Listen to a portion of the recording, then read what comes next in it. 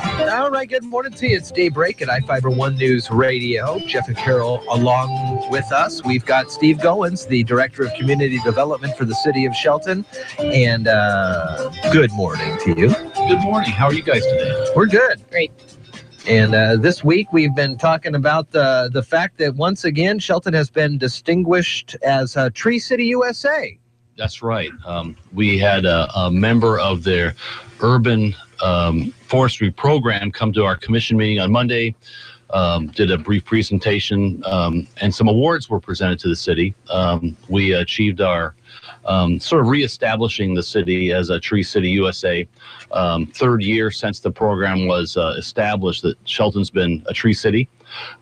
Yeah, and it's been great to work through that process, get reestablished, and now we're kind of moving forward and doing different things to sort of focus on what the goals are and preserving the trees we have, trying to expand on our urban forests and do a lot of the things that these forests do to benefit the community. So, yeah.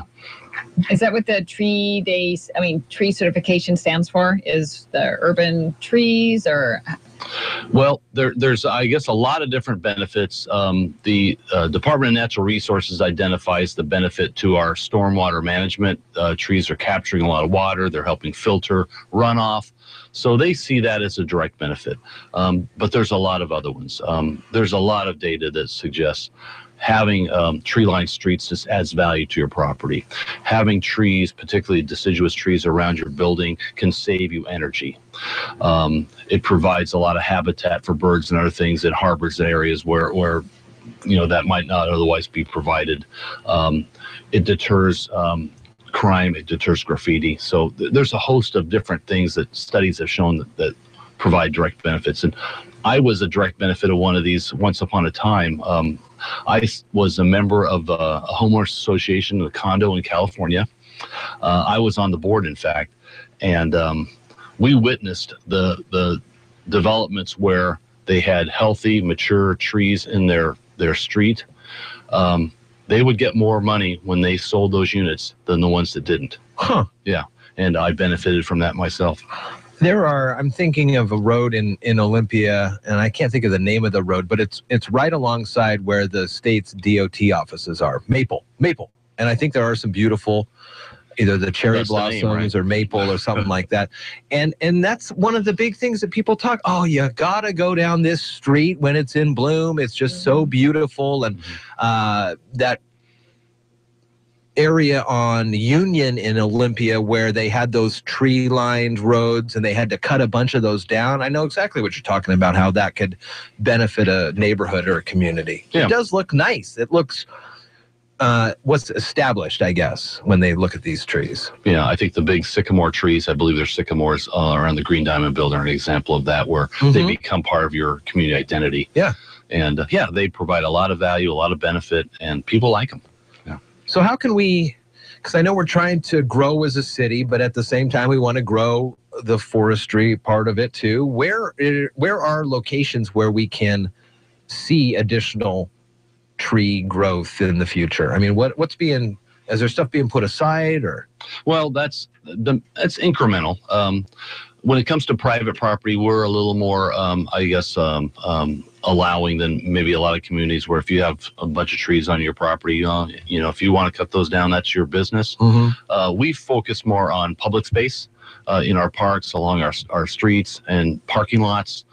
We do try to encourage and, in fact, have some requirements for new developments when they provide a parking lot to incorporate landscaping, and that includes trees that provide an upper canopy that not only provide a little bit of a kind of a green look to the development, but that shades the parking lot, keeps the heat down, again, saving energy.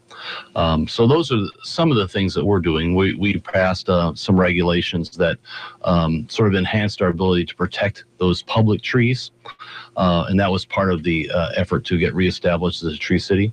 Another effort is an annual celebration. So as you know, tomorrow is Arbor Day. There will be a celebration at Maple Glen at 11:30. They'll be having a little lunch, a little ceremony, and we'll be there. We'll have some goodies for them, as well as goodies for KMAS, which I brought with me today. Awesome. This is a small token of my appreciation for letting us talk a little bit about the city and Arbor Day. It's a little medallion, Look at that. 2015 Arbor Day. You can stick this in a prominent location where you want to show the world that you guys were part of our assistance. So that's awesome. Getting the word out has paid off. So thank you. This is for KMAS. Thank you for letting us get on and talk a little bit about it. Should people go and plant trees tomorrow for Arbor Day, or what do you tell people about that? You don't, like Johnny Appleseed used to just throw seeds and plant trees everywhere. We don't want to be doing that necessarily, but plant a tree, no? Yeah. It's nice to have something organized where maybe a class is taking some kids down to plant a tree in a park, those kind of things. We like to have some advance notice with those plants like that.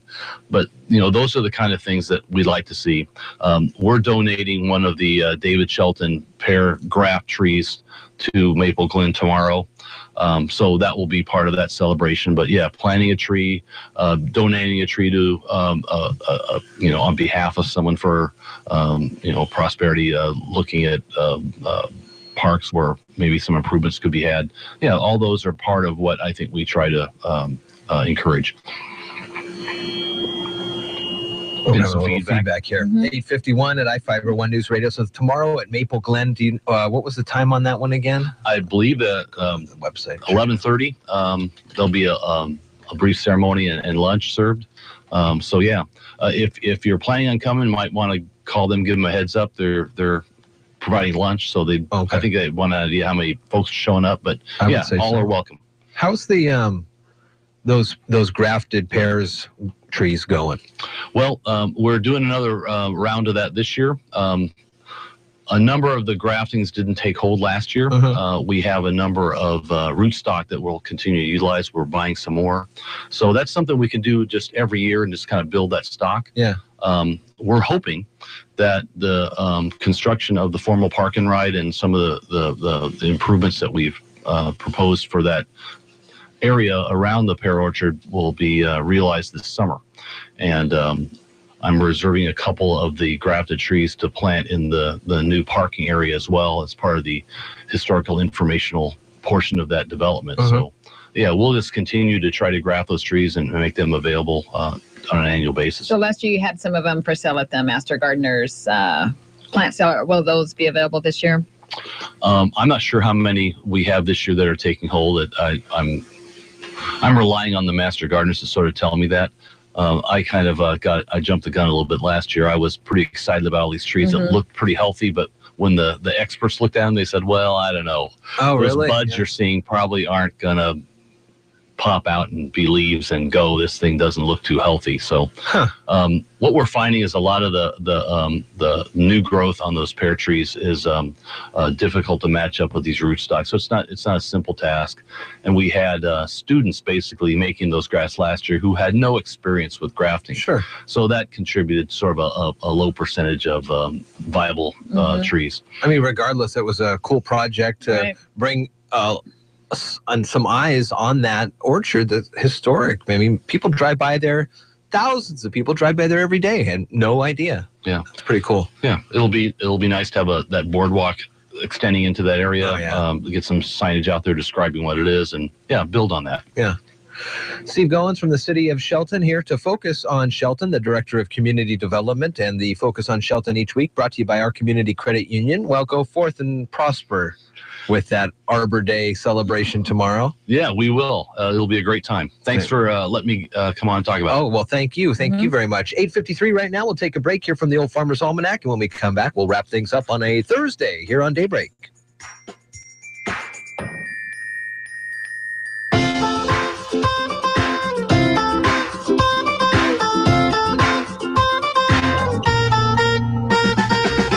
You're listening to Daybreak on I-501 News Radio. Remember when your phone number had a name and numbers? A nostalgic look at exchange names next from the Old Farmer's Almanac. With more practical tips and useful advice, this is the Old Farmer's Almanac Radio Report for Thursday, April 28th, the 119th day of the year. Jay Leno celebrates a birthday, and on this day in 1940, Glenn Miller and his orchestra were in the studio recording Pennsylvania 65000. Those under a certain age won't recognize that as a phone number. The exchange name convention hasn't been used for many years, but you can still hear references in old songs and movies. Klondike 5, for example, is a ubiquitous 555 prefix. And Golden Oldies lovers will remember a hit called Beechwood 45789. Ask your parents or grandparents if they remember their exchange name. The conversion to all numbers began in 1958, but some areas were still on the old system into the 1980s. That is the Old Farmer's Almanac Radio Report. Learn more at almanac.com.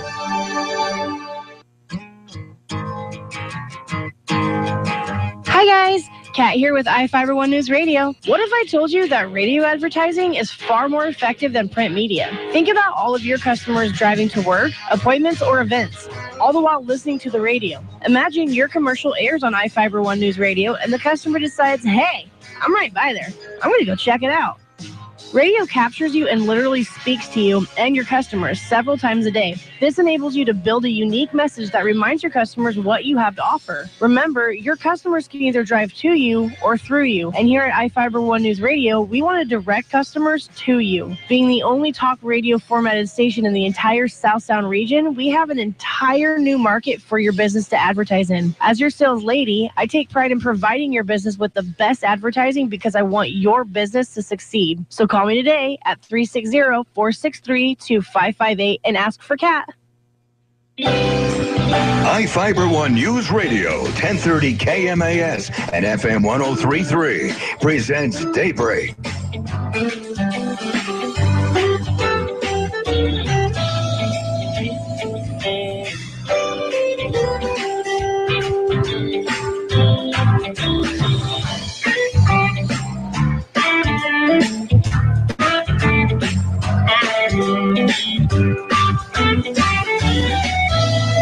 8:57 at iFiber One News Radio. Daybreak here with Jeff and Carol. Good morning, Carol. Good morning, Jeff. What are you looking at over there on the interwebs? Reading some more about Scotch Broom. It was also used as packaging to import whiskey to the gold camps across California and up through BC.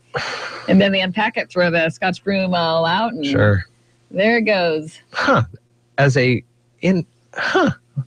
You're learning all sorts of good stuff. Yeah, well, people thought Scotch Broom was a good thing, and obviously a lot of people are allergic to it. And it's an invasive plant. Not only is it, people are allergic to it, but it competes with some of our other trees that we have. Is there ever a time when these plants that come from another country lose the distinction of being a non-native plant? No, they don't lose the distinction of being non-native, but they become naturalized. Like daisies, I believe, are non-native, and they're naturalized. Okay. 8:58 at iFiber One News Radio. Tom Hartman's coming up at 9, and Dave Ramsey helps you get through your financial troubles from noon to 3. Chad Benson on just after that.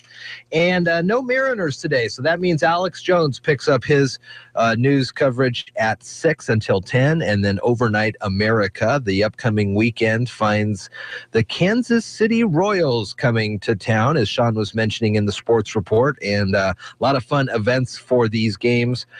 We had given away a couple pairs of tickets to the Nelson Cruz bobblehead night. Our next Mariners Monday trivia contest is coming up this Monday.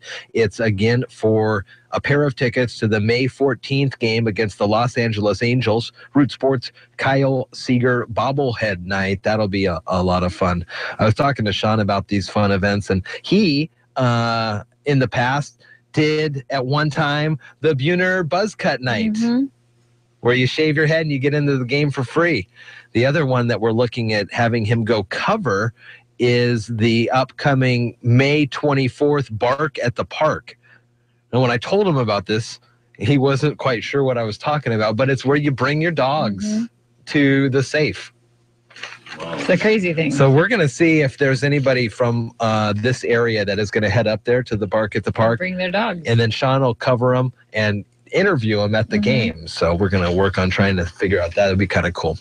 8:59 right now at iFiber1 News Radio. Again, on the new website, iFiber1newsradio.com. Watch Jeff Chews, our news director's video on the historic railroad dispatch building that's coming down. Some great video on that one with a nice inside look at what they have been pulling out of there. We'll be back tomorrow on Daybreak. It's a Friday morning, and so we'll talk with you then. Have a great rest of your day.